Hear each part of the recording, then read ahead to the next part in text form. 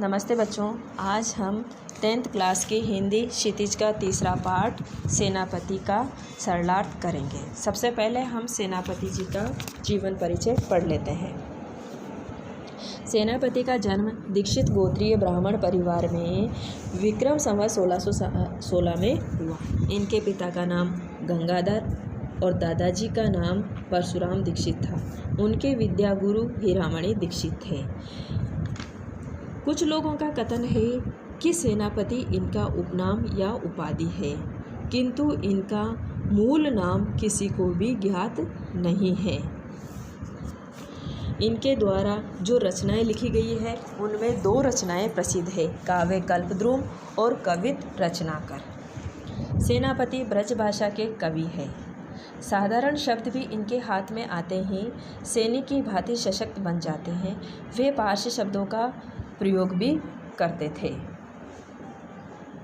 सेनापति पाठ में ऋतुओं का वर्णन किया गया है। तो अब देखो, अपन इसका सरलार्थ करते हैं।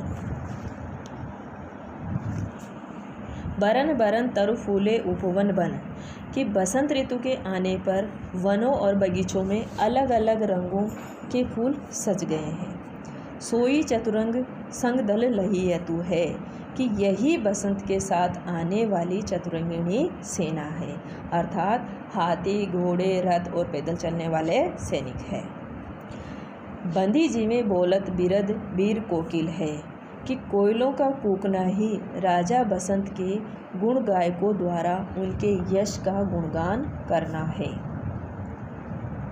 गूंजत मधुप गान गुण गहियतु है, फूलों पर गुंजार कर रहे भंवरे संगीतकारों का रूप ग्रहण करते हैं, अर्थात जो भंवरे हैं वो फूलों पर मंडराते हुए मधुर मधुर आवाज़ में संगीत कर रहे हैं। आवे आस पास पुहुपन की सुबास सोई, चारों ओर फूलों की सुगंध आ रही है। सोने के सुगंध माज सने रहियतु है, सोने में सुगंध जैसी कहावत सिद्ध हो रही है, अर्थात दुगुना आनंद आ रहा है। शोभा हो समाज सेनापति सुख साज आज, चारों ओर सुंदरता छा रही है। ये सारा साज बाज ऋतुओं के राजा आवत बसंत ऋतुराज कहिए तू, ऋतुओं के राजा बसंत के आने पर हो रही है, अर्थात चारों ओर सुंदरता छा रही है। ये सारा साज बाज अर्थात सारी सजावट ऋतुओं के राजा बसंत के आने पर हो रही है। देखे छिति अंबर जले हैं चारों ओर छोर, भयंकर गर्मी के कारण पृथ्वी आकाश चारों ओर जल रहे हैं। 3 तरवर सभी को रूप हरियो है, कि इस गर्मी ने घास वृक्ष सभी के रूप को हर लिया है। महाजर लागे ज्योति बादव की होती चले, सूर्य की प्रचंड किरणों से शरीर को अग्नि का ताप पीड़ित कर रहा है, अर्थात भादवे के महीने में जो गर्मी होती है उससे ऐसा लग रहा है कि मानो हमारा शरीर आग से जल रहा है। जलद पवन तन सेक मानो परियो है, तपती हुई हवा से मानो शरीर की सिकाई हो रही है। दारुण तरनी तरे नदी सुख पावे सब, भयंकर सूर्य से तप रहे लोग नदी में ही सुख पा रहे हैं। सीरी घन छाह चाई बोई चित धरियो है, बादलों की ठंडी छाया पानी सभी के मन को अच्छा लग रहा है। देखो चतुराई सेनापति कविताई की जूं, सेनापति अपनी कविता की बड़ाई करते हुए कह रहा है कि सभी उनकी कविता रचने की जो चतुराई है उसको देखें। ग्रीष्म विषम वर्षा की सम करियो है, उन्होंने भयंकर गर्मी को भी वर्षा ऋतु के समान कर। दामिनी चमक सुरचाप की चमक श्याम, बादलों में चमकने वाली बिजली इंद्रधनुष अपनी छटा बिखेर रहा है। काली घटाएं, घटा की झमक अति घोर घनघोर है, काली घटाएं मंद मंद बरस रही है। बादलों की भयंकर आवाज़ आ रही है, अर्थात बादल भयंकर गर्जना कर रहे हैं। कोकिला कलापी कल कूजत है जित तित। कोयल मोर मधुर और मीठी आवाज़ में इधर उधर बोल रहे हैं। शिखर ते शीतल समीर की झकोर थे। वर्षा की बूंदों से ठंडी हवाओं के झोंके आ रहे हैं।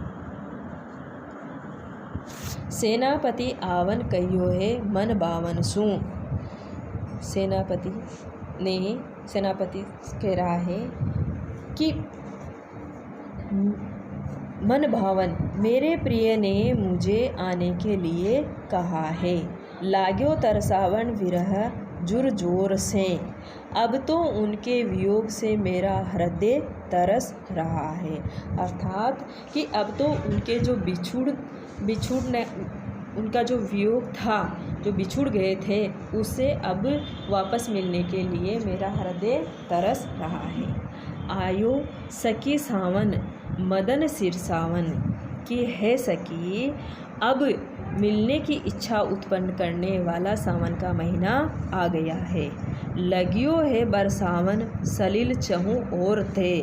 अब चारों ओर जल बरस रहा है, अर्थात अब चारों ओर वर्षा हो रही है। शीत को प्रबल सेनापति कोपी चढ़ियो दल। सेनापति कहते हैं कि शीत ऋतु की सेना ने जंग जीवन पर क्रोधित होकर के चढ़ाई कर ली है। निबल अनल गयो सूर्य सिहराई के, जिसके कारण आग निर्बल हो गई है और सूर्य ठंडा हो गया है। हिम के समीर तेई बरसे विषम तीर। बर्फ की ठंडी हवाएं मानो भयंकर तीरों के समान लग रही है गरम बोन कोनन में जाइके, जिसे ऐसा लग रहा है मानो गर्मी घर के कोने में जाकर छिप गई है। धूप नैन बहे लोग आगी पर गिरे हैं। धुएं से आंसू आ रहे हैं, फिर भी तापने के लिए लोग उस पर गिर पड़े हैं। हिये सो लगाई रहे नेक सुलगाई खे, कि आग के थोड़ा सा जलते ही लोग उसे हृदय से लगा रहे हैं।